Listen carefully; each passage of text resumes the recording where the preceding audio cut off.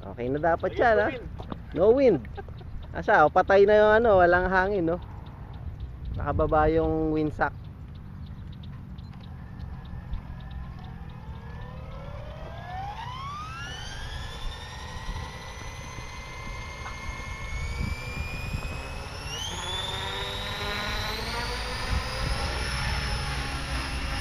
Hindi naman eh.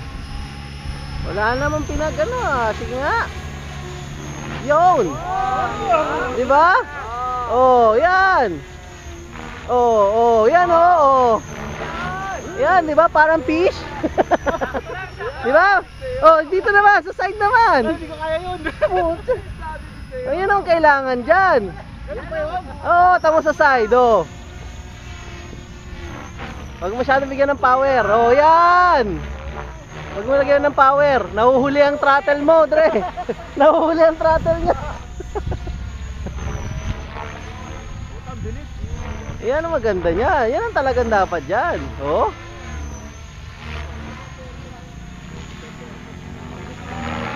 Yan ang kailangan mo dyan. Yes, 75 na natin. Oh, puta na. Kinakabahan ka, kayang-kaya eh. Humihiga eh. Tama lang yun. Yun nga maganda dyan, oh.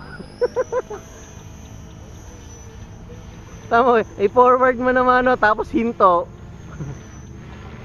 Up.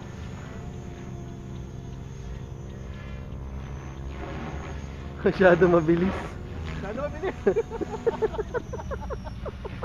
Masyado mabilis eh. Makakapanibago to, Jay.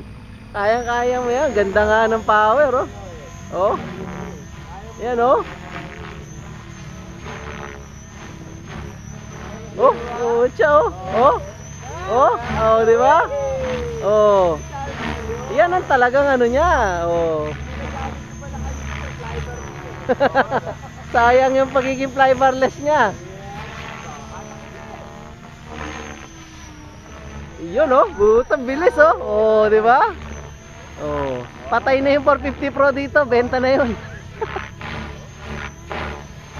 Oo nga, no, benta na. Oh, benta na yung 450 Pro.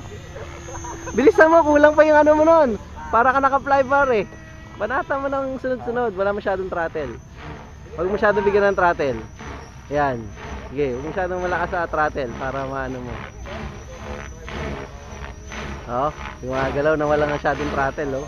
O, diba? Grabe to. Ayun pala yun. Yun ang tinasabi mong flybarless. Very good, very good. Very good, very good, very good.